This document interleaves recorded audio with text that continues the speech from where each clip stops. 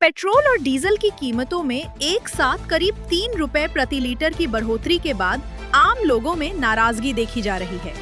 राज्य में अब पेट्रोल की कीमत लगभग 108 रुपए प्रति लीटर और डीजल 92 रुपए प्रति लीटर पहुंच गई है। लोगों का कहना है कि ईंधन के दाम बढ़ने से पहले से महंगाई की मार झेल रहे मध्यम वर्गीय और निम्न वर्गीय परिवारों पर अतिरिक्त आर्थिक बोझ पड़ेगा। वाहन चालकों और दैनिक यात्रियों ने चिंता जताई है कि डीजल महंगा होने से बस किराया और माल परिवहन लागत बढ़ सकती है, जिसका सीधा असर बाजार में रोजमर्रा की वस्तुओं की कीमतों पर पड़ेगा।